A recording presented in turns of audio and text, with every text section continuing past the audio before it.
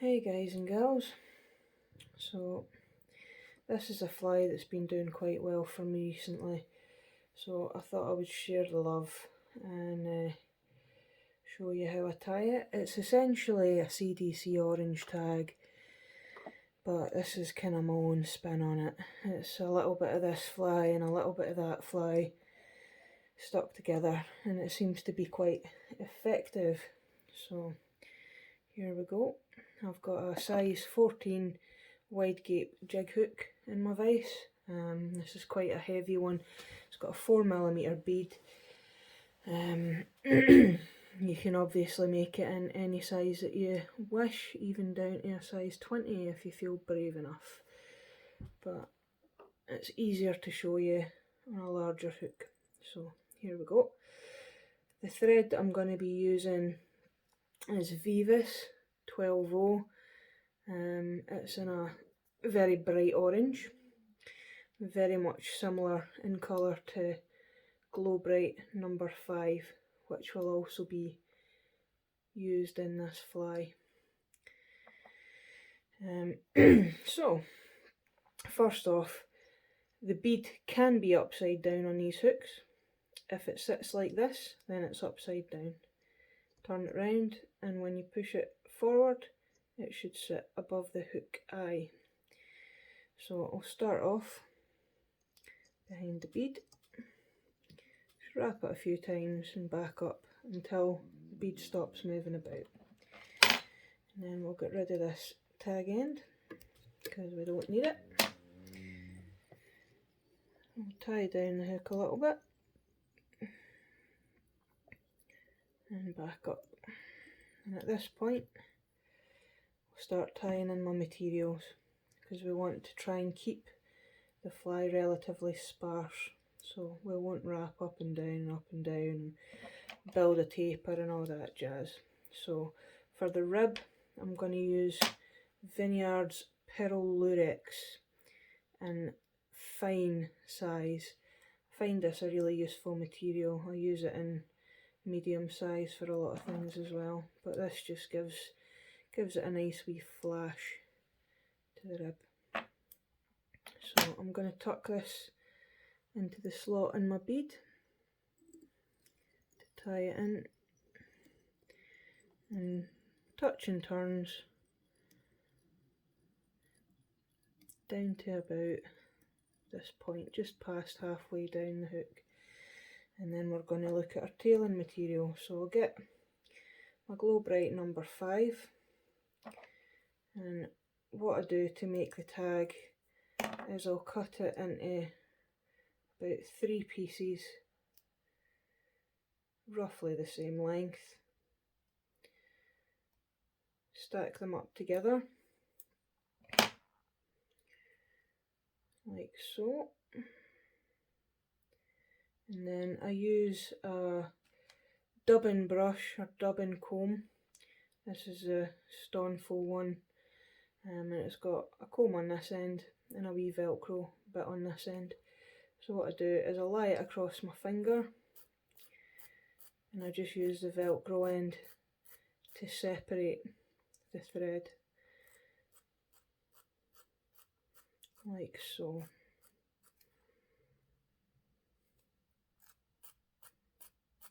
So this is what we're left with. Now if you're tying a smaller fly, then use 2 strands rather than 3, but you can make your own mind up. I don't like a big bulky heavy tag personally. So I'll tie this in the back, use a pinch and loop, take my thread into my fingers and then drop it down. Pull this back a bit so it's nice and tidy, and then bring my thread back. And I'll take it back to roughly where the hook starts to bend. At this point, you can get rid of the rest of this tag material, get it out of the way because you don't need it. So what I tend to do is I'll chop my tag to roughly where the hook ends at the back. I've got one stray fibre there, so we'll just get rid of that. And that's all you need. You don't need a big heavy tag. What I like to do with any tails or tags on my flies is wrap my thread underneath it just to keep it sitting up nice and tidy. So because I'm using such a fine thread, I know that I can run this up and back down without it adding any unnecessary bulk to the fly. The slimmer profile your fly is, the more quickly it'll sink, and it just generally looks a bit neater and tidier. So we'll take this back down to the bottom, and then the dubbing that I'm going to use is a blend that I've made myself through using a hare's mask and a bit of hare's ear and mixing it with this. It's nice and cheap off of eBay. Tego Fly UV ice dubbing. It's got a nice kind of bluey purple flash to it. So I've mixed that up together and it creates this kind of UV flash hare's ear dubbing. So take a wee piece of this out, and it's very, very easy with any kind of dubbing to use far too much. So just take a little bit out and start to dub it onto your thread, being very careful not to get too heavy with it. Nice fine noodle, and it's always easier to build up with more of it than to try and take it away. So we'll start off with this and add as we go along. So we'll start to wrap this.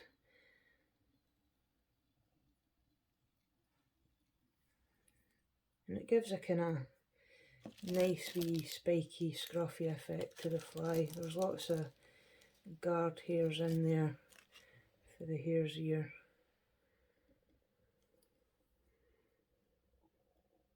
Get rid of this. I'm not quite sure where that random yellowish fibre came from.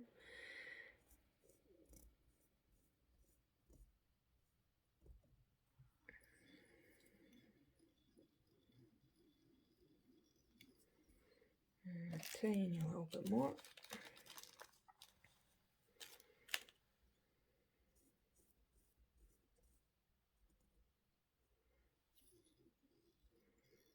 Right, that should do it. So at this point we want to rib our fly with the lurex material. So wind this up the fly. I mean, you can do this sort of thing with your rotary function if your vise does have a rotary function, but for ribbing I find it's just as easy to wrap it with your hands, if a tiny bit fiddly. So try and keep it nice and evenly spaced, maybe about 4 wraps, possibly 5, personal preference really. Managed to drop that, take it back up. So when you're tying these things in, take the thread behind it, take the thread in front, behind and in front again, and that'll just lock it in place. So we'll get rid of this now, we don't need it anymore. I like to use a scalpel so you can get in nice and close. You see it's got a nice kind of scruffy effect, and that pearl lurex just gives it a wee bit extra flash. So at this point we're going to tie in some CDC. I'm going to go for a nice natural dark CDC, and I'll just grab the tip and peel it back. This is quite a long feather actually. You don't need something as big as this, but we'll get rid of all the fluff at the bottom because we don't need that, and we'll just get our clip. It doesn't have to be one of these fancy Petitjean clips or whatever you want to call them. Just use a nice cheap bulldog clip and grab half of the feather like so, Get your scissors and cut it away from the stem.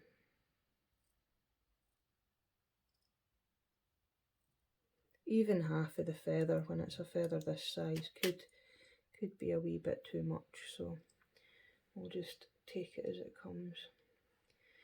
Now that I've got that in my clip, I'm going to create a loop in my thread, and I'm going to use a tool that looks like this. There are several different tools that you can get for this job, but what I'm going to do is slip my thread, hold on, it can be a wee bit fiddly, especially when you're using very small thread, into here like that. And then I'm going to throw my bobbin over the top and then tie that round there.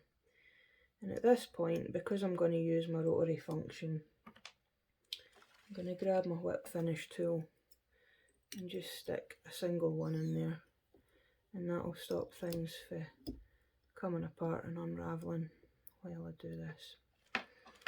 So now I'm going to get my CDC. I'm going to stick it into this kind of triangle that I've made here and take it up to the top and then pinch the thread together and remove the clip. And at this point I'm going to spin this tool round that I've got at the bottom quite a few times, and then I'll let go of the thread, and this is what will happen, it'll grab it all. So now that it's grabbed in between the thread, I'll start to turn this with the rotary function and pull the CDC back as I'm going. You don't have to use the whole lot, it's up to you how much you prefer. I won't be using all of it, I think it's a bit much. So at this point I'm going to tie it off. I'll take it behind and in front, and then behind again and in front. And at this point we can now get rid of this loop that we made. Be very careful not to snip the thread that you're using, which I've done several times and it's very annoying. So at this point you can see, because that was such a long feather, I've got all of these fibres here sticking out every which way, and we don't want them to be as long as that. So rather than cutting them, if you just grab them and pull them, they'll break. And it's up to you what length you would like them to be, but generally I like them roughly about this sort of length, just as long as the body, or just slightly shorter than. At this point we're nearly done. I'm just going to stick a wee bit of dubbing in front of that to tidy it up a wee bit, and I'm going to use Hemp Spectra number 335, which is a kind of UV brown. It's got a kind of greeny flash to it, which is quite nice. It's still quite natural, but it's just got that wee bit of sparkle about it. So again, try to be quite sparing with the dubbing. It is so easy to use far too much. Make a little noodle and slide it up, and then wrap that round behind the bead and in front of the CDC, and that really is enough. You don't need any more than that. And at this point I'll take my varnish or glue, whatever you prefer to use, stick a wee bit on my thread, and then when I whip finish this fly, that'll soak into the thread and keep it all nice and tight and secure. So here we go. 1, 2, 3. Give it a wee tug. And 1, 2, 3 for good measure. You'll end up with a tiny wee bit of the orange poking out in front of that dubbing, and it's just another wee kind of hot spot to the fly. So we'll get rid of this now, nice and close in with the scalpel, chop it off, Just tidy the fly up a wee bit, get rid of any stray bits and pieces that shouldn't be there. And that's it, the finished article. Take that out, give you a nice close look. Nice and flashy, catches their eye, gets a wee bit of attention, and like I say, it's done very, very well for me recently. So there you go, that's my CDC orange tag.